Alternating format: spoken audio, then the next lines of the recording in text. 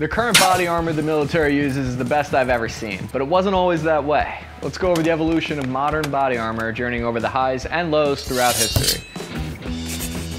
It sounds insane now, but before 2001, soldiers didn't really have protection against the enemy's AK-47 7.62 firing rifle. Thankfully, now everyone is issued ceramic plates that can stop sometimes multiple impacts. But where do we draw the line? Should we line the entire soldier's body head to toe in heavy body armor? Some major rival militaries still don't even issue any body armor. Unlike us Western soldiers, most PLA Chinese soldiers are not issued body armor. The logistics instructor for the People's Liberation Army said, and I quote, "The PLA feels that providing protective gear to soldiers would sap their fighting spirit."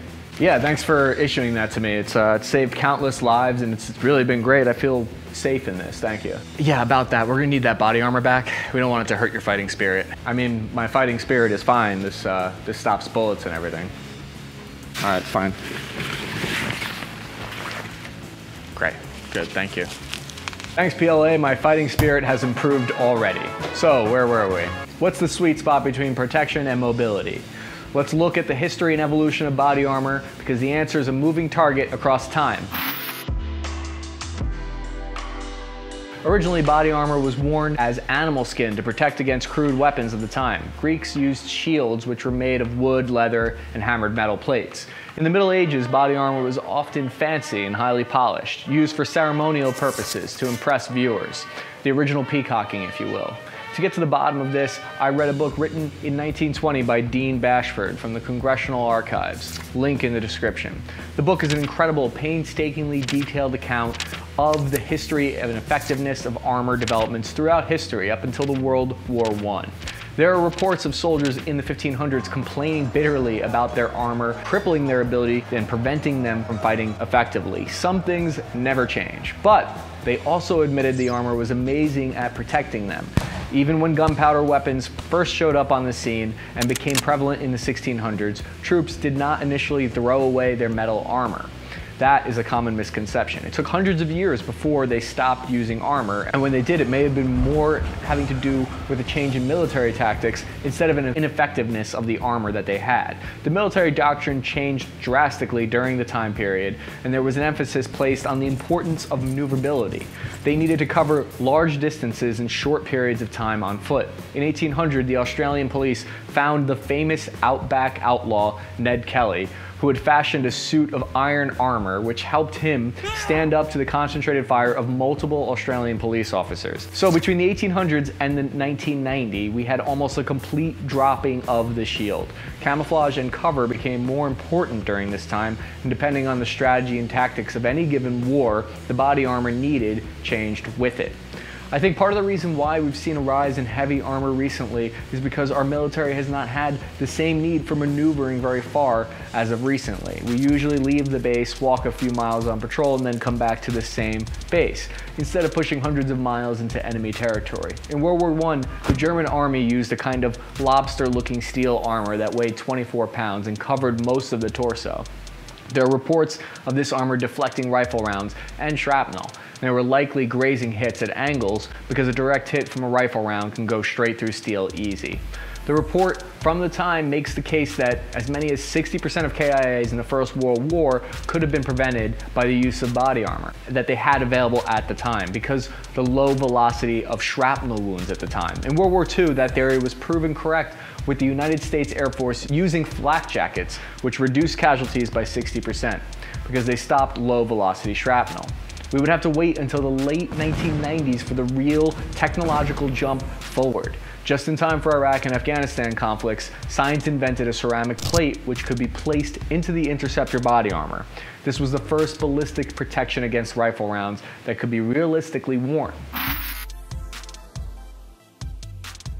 Then we took a step backwards. In 2008, the Army issued the IOTV, which was supposed to be an upgrade to the IBA. It would cover even more of the soldier and included way more of that heavy armor soft insert.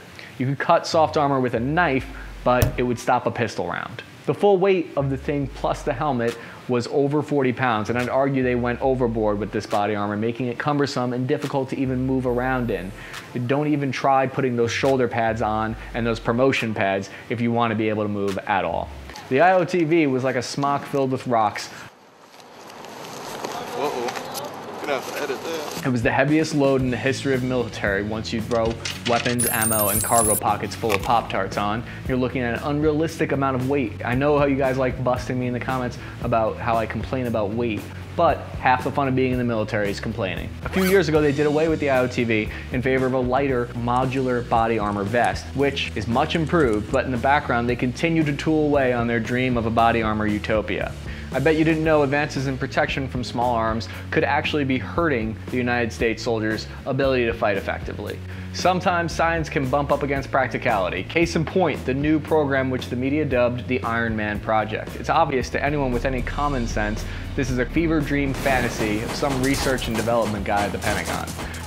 We're going to save lives by making it easier for soldiers to never be in danger. How? They'll have a third arm exoskeleton suit. It'll prohibit them from being able to move anywhere, so we'll never have to worry about them being in a dangerous location in the first place. Brilliant. In 2018, a report from the Center for a New American Security detailed how soldiers routinely carried an average of 119 pounds apiece in Iraq and Afghanistan. As a result, 1/3 of medical evacuations from the battlefield between 2004 to 2007 were due to spinal or musculoskeletal injuries. That's twice as many casualties from back injuries than from actual combat. Look at the footage from this Iron Man program and you'll see I'm not even kidding about the military's recent obsession with personal protection equipment. This is what happens when you have a failure of communication between the enlisted soldiers and top brass. You get this armor and you get it in the worst camouflage ever invented, the ACU. This reminds me of the Future Warrior system, which turned out to be a huge waste of money and time, and I don't think you want a big heads-up display featured on the front of your visor. That would be incredibly annoying if you got some kind of augmented reality crap that you have to pay attention to while you're trying to scan your sector. It's going to make it impossible to see what you're trying to look at. Task and Purpose reporter Jared Keller spoke with the engineers of the newest prototype Talos body armor. We learned that with this new Talos program, 44% of the body will be protected from small arms fire compared to 19% offered by the standard infantry body armor. The chief engineer for the Talos program said the new armor is lighter and offers better protection against AK-47 rounds. The new Special Forces armor will weigh 25% less than standard gear. This lightweight polyethylene armor is likely to be fielded to Special Forces units at first. For the first time, soldiers will have a ballistic face shield, which I like. It will finally get us one step closer to looking like the Mandalorian. The only real problem here is how am I supposed to know if someone is being serious or not behind that mask? With the amount of sarcasm we use, what are we supposed to do without being able to read each other's facial cues? Yeah, Private, go over and kick that IED. Wait, are you serious? Because I can't tell through the mask. He's gonna do it. He's really gonna do it. You know, I think you're joking, but I just can't see your face, so I'm gonna assume you're being serious. Honestly, I don't know how stormtroopers communicated in those things. I'm not saying science shouldn't continue to dream. What I'm saying is when you have a disconnect between the needs of the soldier on the ground and the development teams, you get this dumpster fire called the Improved Outer Tactical Vest, or IOTV body armor, which replaced the IBA and was issued starting in 2007, just in time for me to use it. That piece of crap equipment was born out of an overprotective sensibility which apparently has penetrated every aspect of our lives.